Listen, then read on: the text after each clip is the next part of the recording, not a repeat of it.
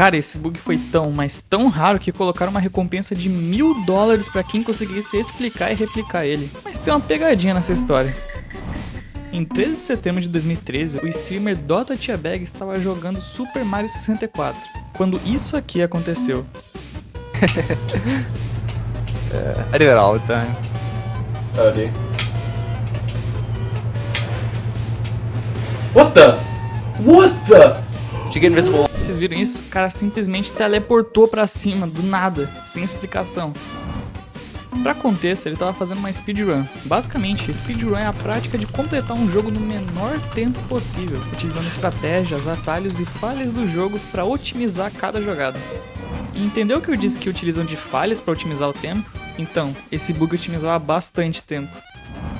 Mas tá, por que isso é algo tão absurdo e por que ofereceram $1000 pra descobrir como fazer esse bug? É que tem um detalhe, eles tentaram fazer esse bug, só que não conseguiram de jeito nenhum, é sério. Eles tentaram bots que copiavam exatamente os mesmos movimentos e nada, não conseguiram fazer.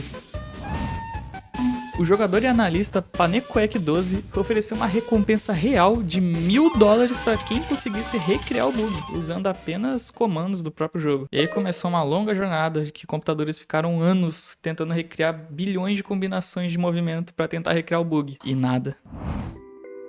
Até que decidiram olhar a memória do jogo e descobriram algo bizarro. E eles entenderam por que eles não estavam conseguindo recriar. Fica no vídeo que eu vou te explicar como que o universo ajudou o Mario. Quando eles foram olhar a memória, eles viram algo curioso.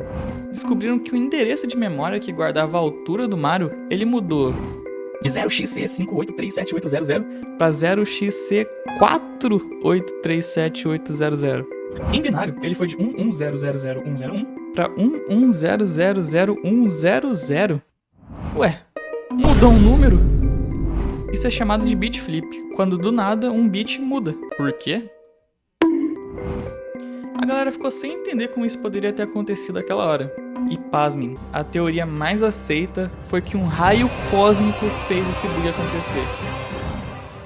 Raios cósmicos são partículas de alta energia vindas do espaço. Elas podem se originar tanto de tempestades solares, como também de supernovas e buracos negros. Mas como? A teoria mais aceita foi que um raio cósmico veio lá do espaço e acertou exatamente a memória do Nintendo 64 dele, alterando a posição. É basicamente isso. E antes que falem que é impossível ser essa possibilidade, que isso seria muito improvável, sabe que isso já aconteceu outras vezes, tá? Um caso é as eleições da Bélgica em 2003, que um bit flip fez com que uma candidata ganhasse 4.096 votos a mais do que era pra ela ter ganhado. Só que o interessante é que nem tinha esse tanto de gente no colégio eleitoral que isso aconteceu. As investigações não acusaram fraude ou hackers, e sim, a teoria mais aceita foi que foi um bit flip de um raio cósmico. Outro caso que foi mais perigoso foi o voo 72 da Qantas, em 2008. A informação é que o avião comercial simplesmente embicou e despencou 2 vezes no ar, porque a radiação cósmica corrompeu os dados da memória RAM lá e causou isso nos dados de navegação. Você pode estar se perguntando agora, tá, mas esses raios cósmicos são perigosos, né? Eles podem, sei lá, atingir um servidor do banco e mudar o meu saldo ou o meu Pix para uma conta errada. Isso realmente não pode causar um bit flip numa coisa importante dessa? E a resposta é que sim, pode. Só que claramente eles se protegem contra isso. As memórias de bancos e sistemas críticos assim, eles não usam uma memória RAM comum. Eles usam um tipo de memória RAM chamada ECC, que é Error Correcting Code. Elas têm chips extras que elas fazem uns cálculos em tempo real,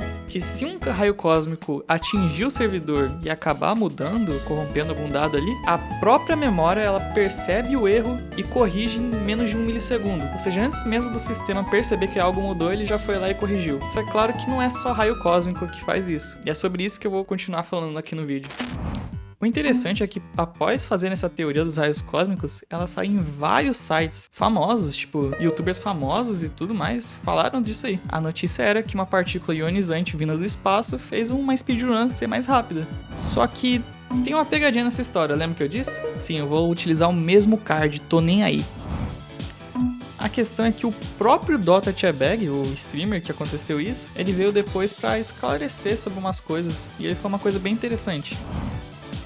Isso aqui é o texto traduzido do que ele falou. Pelo que vale a pena, Este é o Dota Teabag. Eu frequentemente tinha que inclinar meu cartucho de jeitos estranhos para conseguir fazer o jogo iniciar. Parecia que se eu pressionasse totalmente para baixo, às vezes ele não iniciava, mas se eu puxasse para cima e um dos lados bem de leve, ele funcionava perfeitamente. Então se você acha que isso é um fator possível, vale a pena considerar. Como o cartucho dele estava com mau contato, o mau contato elétrico faz exatamente o que um raio cósmico poderia fazer, só que vindo de baixo, da sujeira e do desgaste do próprio videogame. Quando o Dota Teabag jogava com o cartucho meio torto, os pinos de cobre eles ficavam desalinhados, e esse encaixe mal feito gerava um ruído elétrico, pequenas oscilações de energia e mini faíscas.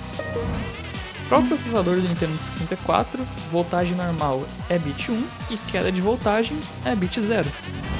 No milissegundo exato em que o console foi ler a posição do Mario, o mau contato deu um estalo e derrubou a energia daquele pino específico. O videogame foi enganado, achou que o bit tinha mudado de 1 para 0, alterou a coordenada na memória e arremessou o Mario lá pro teto.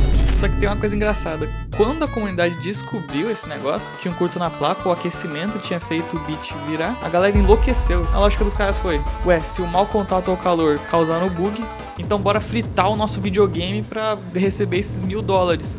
Cara, os caras tentaram de tudo, eles tentaram um secador de cabelo na placa-mãe, taparam a ventilação pro console ferver e rolou até papo de colocarem elementos radioativos perto da memória RAM pra corromper os dados ali e ver se o Mario teleportava lá pro alto e eles ganhavam $1000. Só que eu acho que por $1000 você não monta um reator nuclear. Foi literalmente uma corrida do ouro pra ver quem conseguia torturar o videogame do jeito certo. Só que tem um pequeno detalhe que é meio triste pra esses hackers do secador de cabelo. Eles esqueceram de ler as letrinhas miúdas do contrato lá dos $1000 da recompensa. A recompensa do Panecoec, ela exigia um arquivo .mp64, que ele é um arquivo digital do emulador para simular os movimentos. Ou seja, mesmo se colocasse o Nintendo 64 dentro de um micro-ondas de Chernobyl e fizesse o Mario voar lá para fora da tela, você não ia ganhar um único centavo. Triste, amigos.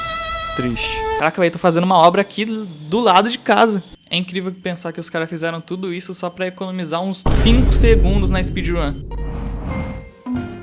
É, meus amigos, a lição do vídeo de hoje é que o universo não liga pras nossas speedruns.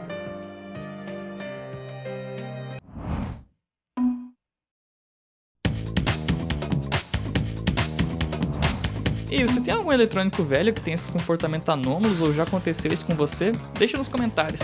Yes! Galera, por favor, deixa o like, se inscreve no canal, ativa o sininho, manda esse vídeo pro seu amigo. Inclusive, manda pra toda a sua família, tá? Muito importante que isso aconteça. E principalmente pro seu cachorro, ele merece saber sobre isso. É isso, galera. Eu sou o Luiz Klonsky e espero que tenha gostado do vídeo. Até a próxima. Falou!